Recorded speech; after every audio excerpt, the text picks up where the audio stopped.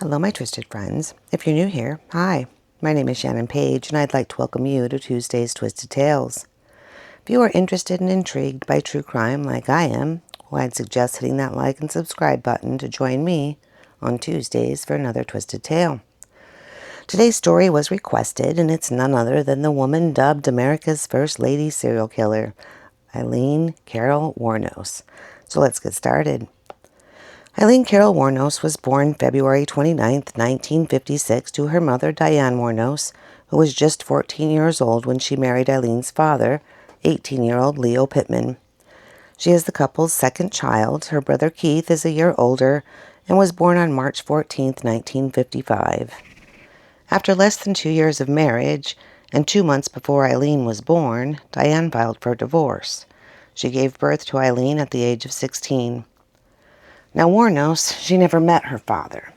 You see, in 1967, Leo Pittman, her dad, he was sentenced to life in prison for kidnapping and sexually assaulting a 7-year-old girl. Good hell.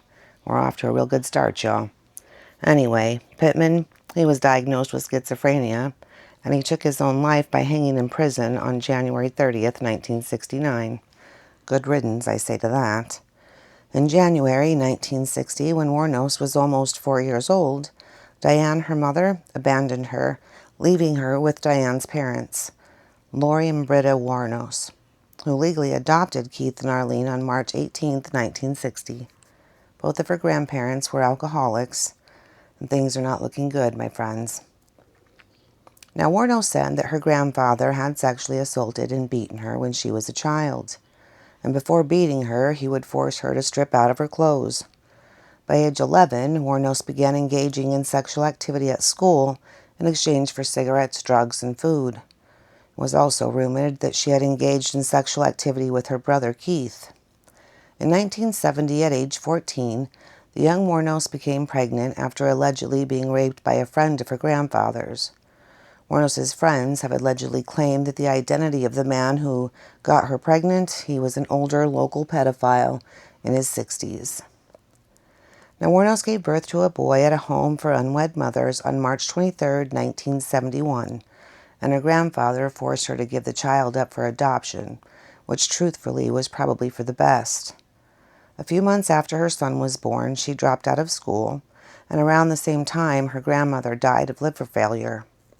Now, her grandfather, he blamed her, Wournos, for her grandmother's death, and the grandfather then threw her out of the house. Now, Wournos is living in the woods near her old home. She's supporting herself with prostitution, and she's just 15 years old. She's basically been a prostitute since the age of 11. It's so damn sad. She hasn't ever felt what it's like to be loved or cared for by anyone. Not her mother, never knew her father. Her grandparents were awful. The only person in her life to ever care for her was her older brother Keith. But it's hard to get excited about that when we don't know if the rumors are true on whether or not her brother and her had a sexual relationship. Now, on March 27, 1974, at the age of 18, Wournos was arrested in Jefferson County, Colorado for driving under the influence, disorderly conduct, and firing a .22 caliber pistol from a moving vehicle. She was later charged with failure to appear when she didn't go to court. In 1976, Wournos hitchhiked to Florida, where she met 69-year-old yacht club president Louis Gratz Fell. Now, they married really quickly, and the announcement of their marriage was printed in the local newspaper's society pages. Wournos continually found herself in confrontations at a local bar and went to jail briefly for assault. She also hit Fell, her husband, with his cane, leading him to get a restraining order against her within just weeks of the marriage. The crazy thing here is that she could have had a completely different life, right?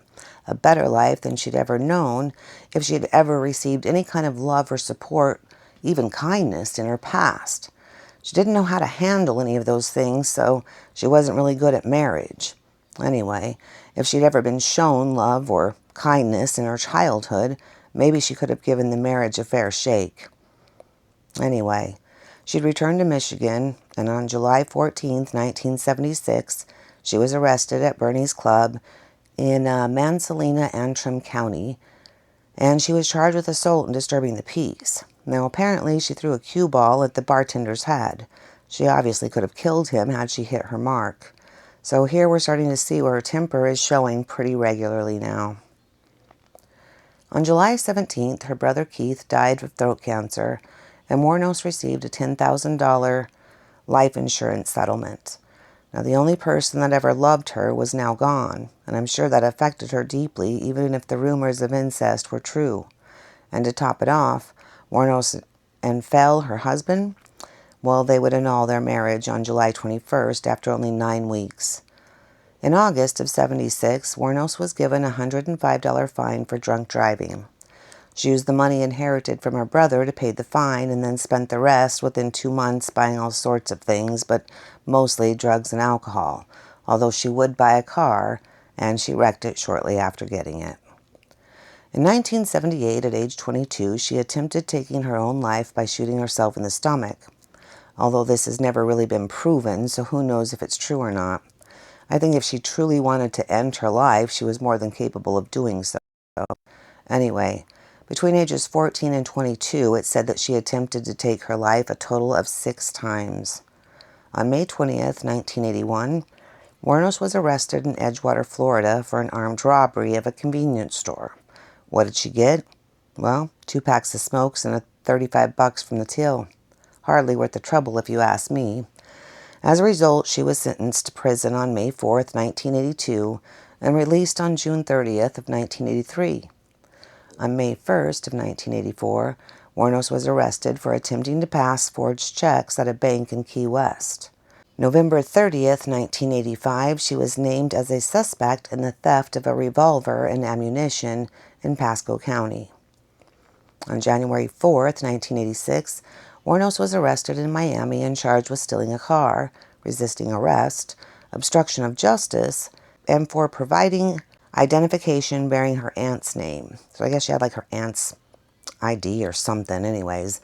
Miami police officers would also find a .38 caliber revolver and a box of ammunition in a stolen car. Now on June 2nd, 1986, deputy sheriffs detained Wournos for questioning after a male companion accused her of pulling a gun on him in his car and demanding $200. Wournos was found to be carrying spare ammunition, and police discovered a .22 caliber pistol under the passenger seat. In 1986, 30-year-old Wournos met 24-year-old Tyria Moore at a gay bar in Daytona Beach, Florida called the Zodiac. Now, they moved in together pretty quickly, and Wournos, she was supporting them with her earnings as a prostitute. Wournos, she fell hard and fast for Tyria, but I'm not so sure that Ty felt the same for Wournos. Now, on July 4th, 1987, Daytona Beach police detained Wournos and Moore at a bar for questioning regarding an incident that they were being accused of assault and battery with a beer bottle. March 12, 1988, Wournos accused a Daytona Beach bus driver of assault. Now, she claimed that he pushed her off the bus following a confrontation. Moore was listed as a witness to the incident. Wournos murdered 7 men within 12 months. All the men were motorists between the ages of 40 and 65. Now, the first victim was 51-year-old Richard Mallory. He was an electronics store owner in Clearwater. Wournos killed him November 30th, 1989. Now, Wournos claimed that Marley beat, sexually assaulted, and sodomized her after he drove her to an abandoned area for sexual services. She claimed to have killed him in self-defense. 2 days after the murder, a deputy sheriff found Mallory's abandoned vehicle. On December 13th, his body was found several miles away in a wooded area. Now, he had been shot several times, and 2 bullets to the left lung were found to be the cause of death. When Wournos was on trial for his murder, she claimed that it was self-defense. The prosecution said there was no evidence to support her claim, saying that he had a clean record. However, it was later revealed that Mallory had previously been convicted of attempted sexual assault in Maryland and had served 10 years. Now, 47-year-old David Spears, a construction worker in Winter Garden, he was declared missing on May 19th, 1990. On June 1st of 1990, his naked body was found along US 19 in Citrus County. Now, he'd been shot 6 times with a .22 pistol. Charles Karskinen, age 40, part-time rodeo worker, he was murdered on May 31st, 1990. On June 6th of 1990, his naked body was found in Pasco County. He'd been shot 9 times with a .22 caliber weapon. The body had been wrapped in an electric blanket and was badly decomposed. Witnesses saw Wournos in possession of his car, and Wournos had also pawned a gun belonging to him. Now, Peter Sims, he was 65 years old and a retired merchant seaman. In June of 1990, Sims left Jupiter, Florida, headed for Arkansas. On July 4th, 1990, his car was found in Orange Springs, Florida. Moore and Wournos, while they were seen abandoning the car, and Wournos' handprint was found on the interior door handle. His body, though, was never found. Now, Troy Barreras, age 50, he's a sausage salesman from Ocala, Florida. On July 30th, 1990, he was reported missing. And on August 4th, 1990, his body was found in a wooded area along State Road 19 in Marion County. He had been shot twice. Charles Richard Humphrey, or Dick as they called him, 56 years old, he was a retired United States Air Force major, former state child abuse investigator, and former chief of police. He was killed September 11th, 1990. Now, on September 12th of 1990, his body was found in Marion County. He was fully clothed and had been shot 7 times in the head and torso. His car was found in Suwannee County. And 61-year-old Walter Antonio, he was a trucker, security guard, and reserve police officer. On November 19th, 1990, Antonio's nearly naked body was found near a remote logging road in Dixie County. He had been shot 4 times. 4 days later, his car was found in Brevard County. On July 4th, 1990, Wournos and Moore abandoned victim Peter Sims' car after they were involved in a crash. Okay, so a woman named Rhonda Bailey, she witnessed them crash the car, right? She calls the police, and she provides them with a description of the 2 women, which later led to a media campaign to locate them. Now, police also found some of the victims' belongings in pawn shops, and Wournos' fingerprints were also found on a receipt at one of the pawn shops. And that print, it would match the print that was left in Sims' car. Wournos, while she obviously has a criminal record there in Florida, and samples of her prints were in the database. So on January 9th, 1991, Wournos was arrested at the Last Resort Biker Bar in Volusia County. According to the New York Times, the arrest was made on the basis of an outstanding warrant for carrying a concealed weapon. Although by this point, authorities, they'd already come to regard her as a suspect in the murders based on the witness testimony and, of course, and fingerprints found on an item found in the pawn shop that had belonged to one of the murdered men. Now, the warrant had been issued in the name of Lori Grody, one of Wournos' many aliases, and police located Moore the next day in Pittston, Pennsylvania. Now, she agreed to get a confession from Wournos in exchange for immunity from prosecution. So Moore, she returned with the police to Florida, where she was put up in a motel, and under police guidance, she made numerous telephone calls to Wournos, pleading for help and clearing her name, right? She's like, the cops are all over me and my family, and they're talking to everybody, and you just need to confess and tell the truth and all this other nonsense. Anyways, really, that should have been a red flag to Wournos because, inmates, they don't receive calls, right? They make them. So, anyway, she figures this out later when Moore testifies against her, but in the moment, she just was believing everything that this woman was telling her. And 3 days later, on January 16th, 1991, Wournos confessed to the murders. She claimed that the men had tried to sexually assault her, and she killed them in self-defense. And I really honestly can't help but feel a little bit sorry for Wournos in this moment, right? She loved Tyria Moore. She loved her a lot. Like she said that it was, quote, "It was a love beyond imagination. Earthly words could not describe how I felt about Tyria," end quote. So once again, Wournos is betrayed by someone she loves deeply. Wournos never had any love, kindness, or compassion. None of that was ever shown to her. For her to be able to love at all was a miracle. but that love was never returned to her in any fashion. She only knew betrayal, and none stronger than the day that Tyria took the stand and testified against her. It was in that very moment that she knew that the woman she loved so deeply had betrayed her and essentially was the one to send her to her death. I'm in no way saying that Wournos wasn't guilty, but I am saying that Tyria knew what was happening and she lied to keep herself out of the execution room, right? She turned on Wournos without a second thought. Tyria was crying to her, begging her to, quote, tell the truth, end quote. To save Tyria, Wournos did exactly that, and she loved her enough not to throw her under the bus when she absolutely could have and definitely should have. I mean, really think about it, though. If she's willing to get this confession out of Wournos in exchange for immunity for herself, well, she wouldn't need the immunity if she was actually innocent, right? So she's just a lying bitch, honestly.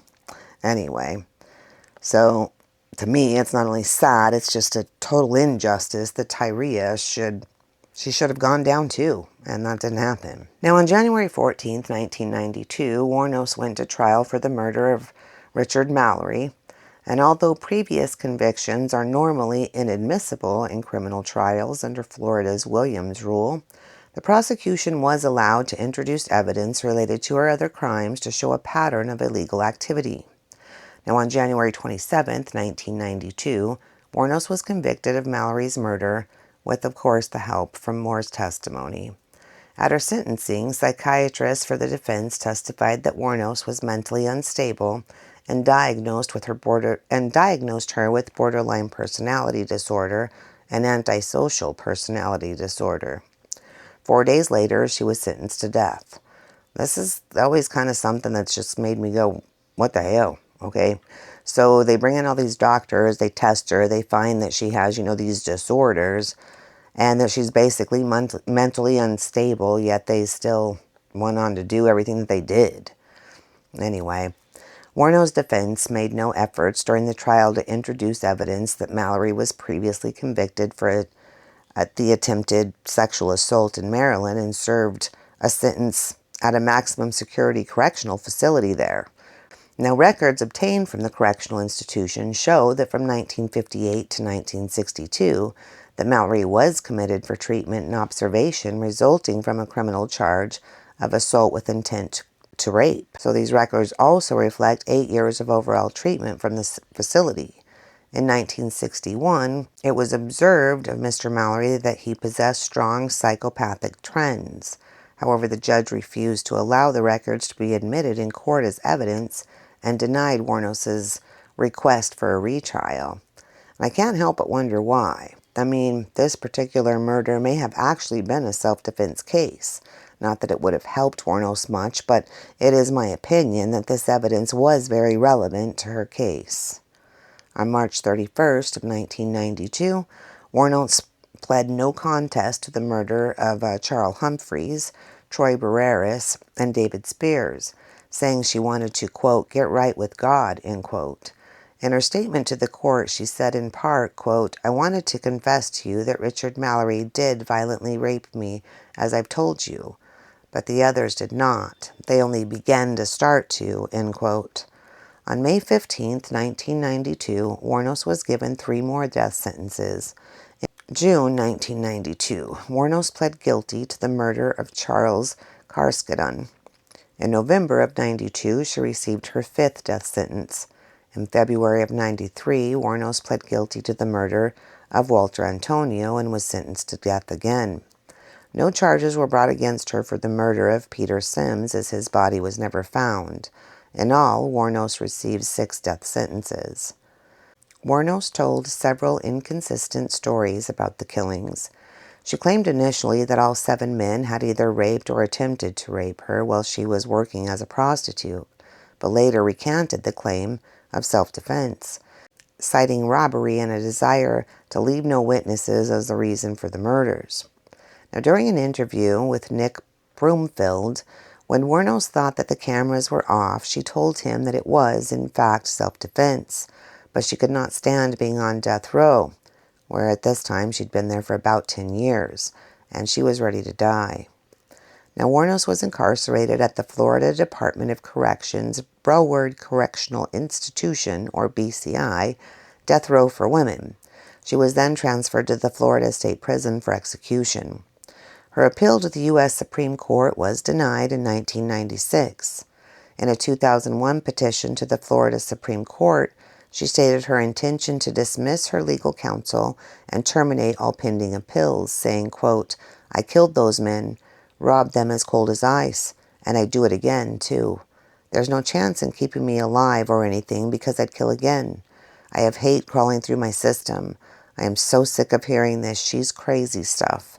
I've been evaluated so many times. I'm competent, sane, and I'm trying to tell the truth. I'm one who seriously hates human life and would kill again," end quote. While her attorney argued that she was not mentally competent to make such a request, Wournos insisted that she knew what she was doing, and a court-appointed panel of psychiatrists, they agreed. In 2002, Wournos began accusing prison personnel of tainting her food with dirt, saliva, and urine. She said she had overheard conversations among prison personnel saying, quote, "trying to get me so pushed over the brink by them, I'd wind up taking my own life before the execution," end quote, and, quote, "wishing to rape me before execution," end quote. She also complained of strip searches, tight handcuffing, door kicking, frequent window checks, low water pressure, mildew on her mattress, and catcalling in distaste and a pure hatred towards me. Wournos threatened to boycott showers and food trays when certain officers were on duty, saying, quote, "In the meantime, my stomach's growling away and I'm taking showers through the sink of my cell," end quote. Her attorney stated that Miss Wournos really just wants to have proper treatment, humane treatment, until the day she's executed. He added she believes what she's written.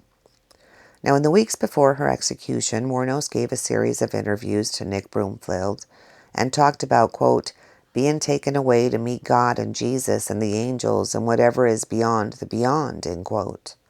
In her final interview, she once again changed that her mind was tortured at BCI and that her head crushed by sonic pressure, foul poisoning, and other abuse worsened. She said each time she complained to make her appear insane or to drive her insane, she also turned on her interviewer saying, quote, "You sabotaged my ass. Society and the cops and the system. A raped woman got executed and was used for books and movies and shit," end quote. Her final on-camera words were, quote, "Thanks a lot, society, for railroading my ass," end quote. Don Botkins, a childhood friend of Wournos, later told Broomfield that her verbal abuse was directed at society and the media in general, not at him specifically. Don was the only real friend that Wournos had. She's the only one that didn't want or need anything from Wournos. If Wournos ever felt any kind of love in her life, my guess is that it came from Don, and Don alone. Wournos' execution was by lethal injection, and it took place on October 9th, 2002. She declined to have her last meal, which could have been anything under $20, and instead received a cup of coffee. Her last words were, quote, "Yes, I would just like to say I'm sailing with the Rock, and I'll be back, like Independence Day with Jesus, June 6th, like the movie, big mothership and all. I'll be back, end quote. She died at 9:47 a.m. She was the second woman in Florida and the 10th of the United States to be executed since the 1976 United States Supreme Court decision restoring the capital punishment. Now, after her death, Wournos' body was cremated. Wournos' ashes were scattered beneath a tree in Michigan by Wournos' childhood friend, Don Botkins. At Wournos' request, Natalie Merchant's song Carnival from Merchant's album Tiger Lily was played at Wournos' funeral. Now, Wournos spent many hours a day listening to this album on death row. When Merchant, the artist, found out about this, she gave permission to use the song in the closing credits of Broomfield's documentary. Now, Broomfield later speculated on Wournos' state of mind and motives, saying, quote, "I think this anger developed inside her. When she was working as a prostitute, I think she had a lot of awful encounters on the road, and I think this anger just spilled out from inside her and finally exploded into incredible violence. That was her way of surviving. I think Aileen really believed that she had killed in self-defense. I think someone who's deeply psychotic can't really tell the difference between something that is life-threatening and something that is a minor disagreement. That you could say something that she didn't agree with, she would get into a screaming black temper about it, and I think that's what had caused these things to happen. And at the same time, when she wasn't in those extreme moods, there was an incredible humanity to her, end quote.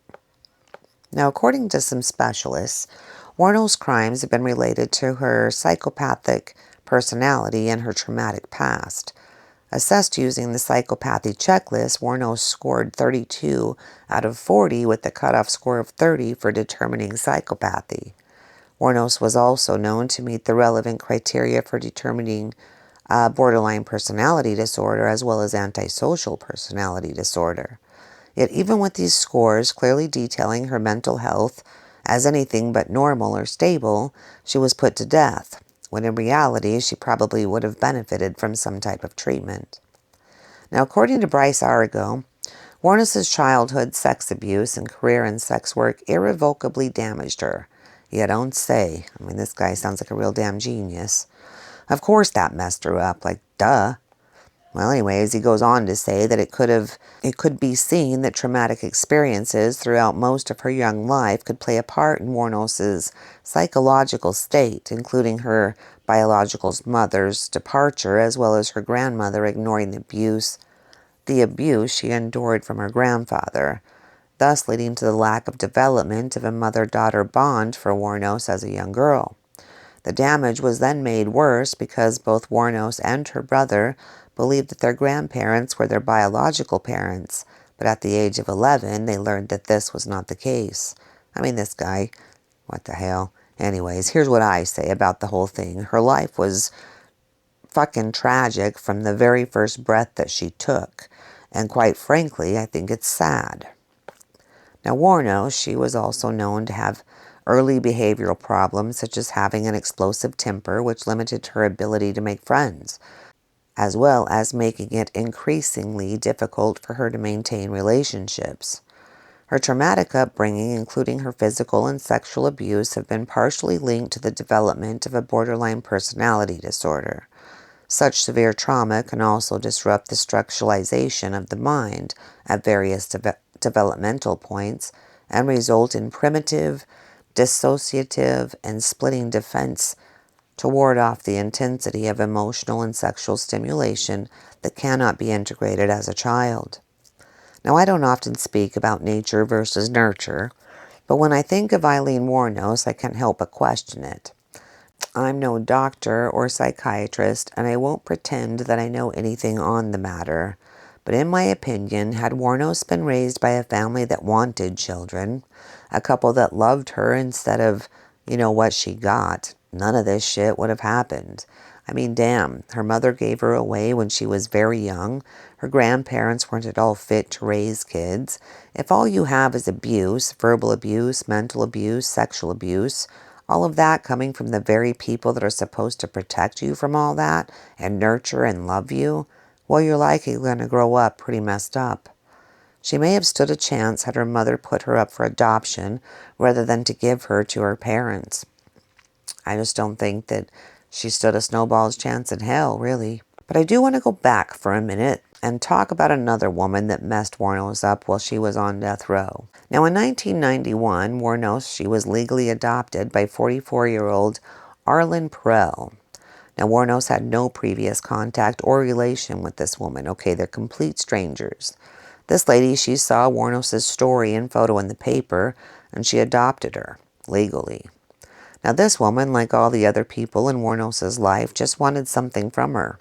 This lady made her believe that she was going to get out of prison, be loved, welcome into a family, and then they'd run a ranch with horses. Kind of all sounded like a fairy tale to Wournos, so she agreed to the adoption, thinking, hoping, and praying that she would finally have a family that offered love, support, and kindness, all things she knew nothing about.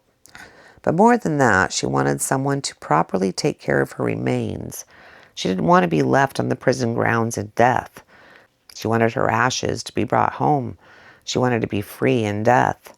But like everyone else, this woman used her to get the story, to sell it to anyone that was willing to pay. It's just sad that she lived in a world where humanity, love, support, and kindness didn't exist. She was betrayed by literally everyone except for her friend Dawn. Aileen Wournos welcomed death. She was ready to leave a world that had rejected her from the very moment she drew her first breath. It's not hard to see how she ended up doing what she did. In the end, Aileen Carol Wournos was a hero to prostitutes, a woman not afraid to speak her mind. She fought the system. Hell, she fought the world. But one thing troubles me, and it's this. Wournos had made a real good point when she said, quote, "Why did I only kill 7? You people think I killed these men for the thrill of killing. Then why didn't I kill all the others in between? You think I only worked 7 jobs that year? If I was killing just to kill for the thrill, there'd be bodies everywhere. I was raped, you scumbag motherfuckers," end quote. And I kind of believe her.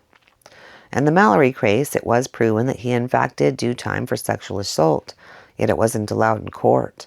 There were photos of the car, particularly the steering wheel, and it showed a lot of damage to it. I mean, it kind of looked like someone took a cheese grater to it. And I believe those marks were from Wournos trying to break free from the cuffs that he had her in, but that evidence also wasn't allowed in court. The attorney she had was not a criminal attorney. He did things like contracts and such, not murder. And he and her adopted mother talked her into pleading guilty, and then he went on to write songs about her. Wournos may have only had a 9th grade education, but that woman knew more about life than most scholars know in their respected careers. She wasn't dumb or stupid. She loved to read. She studied things like psychology, theology, archaeology, the nervous system, the brain, algebra, anatomy, and she read the Bible 4 times in its entirety. Wournos told Dawn in a letter what really hurt her, and this is what she said, quote, "What irks me is these people think they're writing to a 9th grade dropout who did nothing but drugs and is worthless and needs to die. And before she does, let's get some bread off of her. Fame she has won. Myself, I hadn't that planned. The cops did that one. Just for their own crooked-ass fabricated movie that they're working on, with no other than the help of my ex-lover. She's lying through her ass that it wasn't self-defense, because she's been promised by the cops hundreds of thousands of dollars, and no matter how much I loved her or showed her, she's willing to take me down for the almighty dollar. Ironically, I still love her.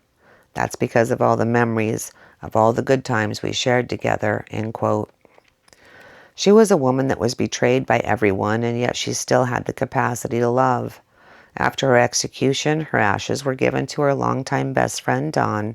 Her ashes were spread around her yard and under a beautiful shade tree, finally free and near someone that truly loved her. And that, my twisted friends, is the real awful but sad tale of Aileen Carol Wournos, dubbed America's first female serial killer. Do you think she would have committed the crimes had her childhood been better?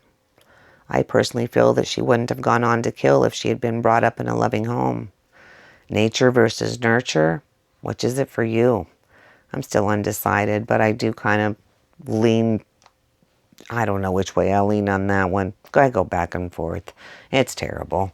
But I'd love to hear your thoughts. And I'd also love to hear who you'd like to have covered in future episodes. So please leave those suggestions in the comments below. And I hope I did this request some justice. Be safe out there, you guys. Take care of yourselves and be kind. You never know what someone is going through, and a kind word just might make the difference. You guys have a great week. Don't forget to hit that like and subscribe button to join me on Tuesdays for another Twisted Tale. And I'll see you all next week. Bye-bye.